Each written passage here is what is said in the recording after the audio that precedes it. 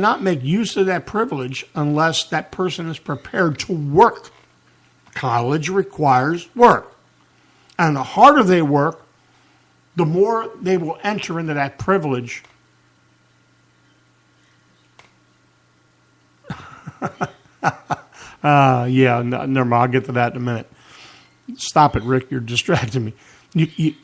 He's not making use of that privilege unless he's willing to work at it. And the harder they work, the more they enter into privilege. It's like you go to college and you get scholarships from some society. Maybe it's a sports team.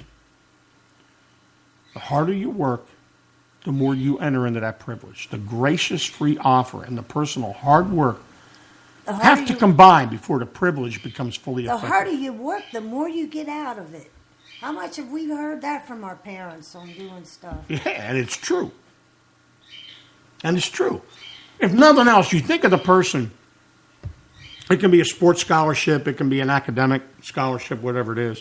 Particularly if you're doing something with sports, and you go out and you not only, let's say you're a football player. You not only get selected in the NFL draft, but you also graduate from college on the dean's list.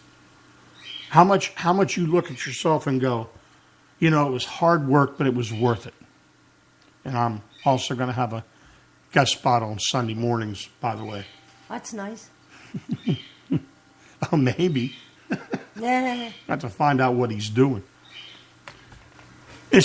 It's the same way with us and God. We call us into His mercy, and that's free. And it's unmerited.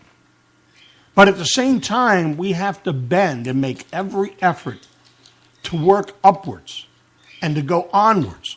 Not just accept it and then not come back to church, or accept it and just sit in the pew. Join committees. Take part in things. See, that's the work that none of us, me included, none of us wants to do.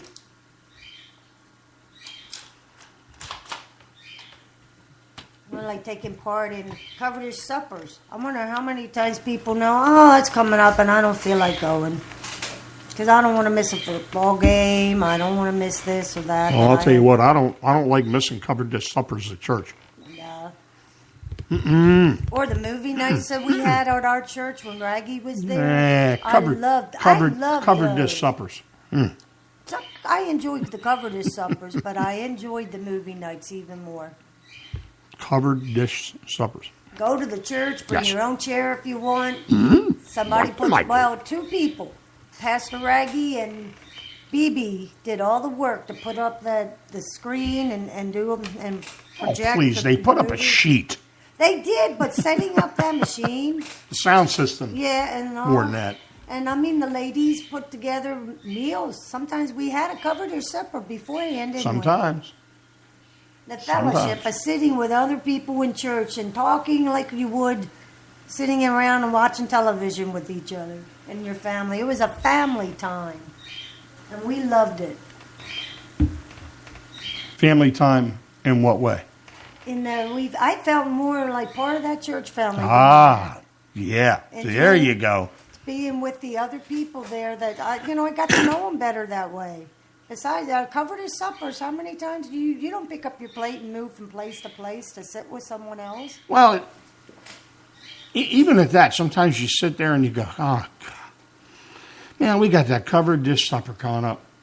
Like you said, I want to watch the game. I really don't want to go. I don't want to have to make... and then you get there and you're like so blessed. So much fun. But the movie nights. If we follow that upward way, Peter says we shall end it. In the end, we will be richly gifted, richly blessed, with a right of entry into His eternal kingdom, and we shall not slip on the way. Now, we're going to slip. Peter does not mean we will never sin, although I wish. Yeah. Man lives too long to not be able to, not to be sinning again. The picture, I think, in Peter's mind is a march, and we means that we will not fall upon that march. We will not get left behind on that march.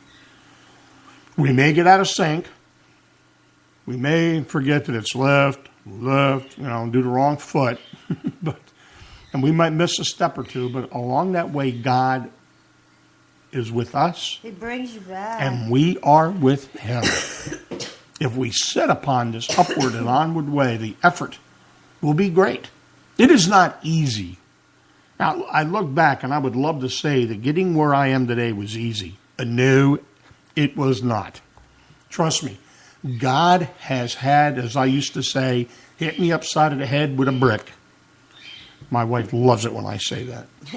On more than one occasion to smack me and make me realize that what I'm doing is not right and that I need to get on back in sync, in step, marching with my fellow Christians. And right now, the Christian church as a whole is, I think, out of step with each other a little bit. And I think that's what's causing part of our problems. We don't look to Christ, to the love of Christ, to guide us and to show us how we're supposed to go as we go towards the goal and our journey's end. When we stop this life, when this one ends, and we start the everlasting life with Jesus Christ in heaven. Huh? They're the birds. I think they're telling me, come feed me. They're ringing the phone. That's what I got to do to get fed in this house? I don't know if you can hear the cockatiel in the background. He's being noisy. Oh, okay. For this reason, I will not be negligent to remind you always of these things. Though you know and are established in the present truth, yes, I think it is right, as long as I am in this tent, to stir you up by reminding you, knowing that shortly I must put off my tent, just as our Lord Jesus Christ showed me. Moreover, I will be careful to ensure that you always have a reminder of these things after my decease. A pastor's care for his people. See, that's where I'm at. I cannot be negligent to remind everybody who hears this podcast that they are supposed to be working towards a goal. And that goal is not to sit on your ass and do nothing. Folks, it's time for us to work. The reason we're not seeing revival, I believe, in the United States right now, is because we as Christians don't want revival. We say we do, but by our actions we show we don't. We have to show love to people. Revival is about the love of Jesus Christ. And Peter here is showing a pastor's care for his people. Peter shows us two things about preaching and teaching. Well, Sparky, I am never going to preach, and I'm never going to teach. Bull. We as Christians do it every day. By going out and showing people Jesus Christ, we are preaching and we are teaching. Preaching is very often reminding a person of what they already know. Pastor Rick, when he speaks in church this morning, he's going to be reminding his people, his congregation, of what things they already know. It's bringing back into the forefront of our memory that truth which we may have forgotten, or at which we refuse to look, or whose meaning we have not fully accepted and appreciated. Second, Peter is going to go on to uncompromising rebuke and warning, but he begins with something very like a compliment.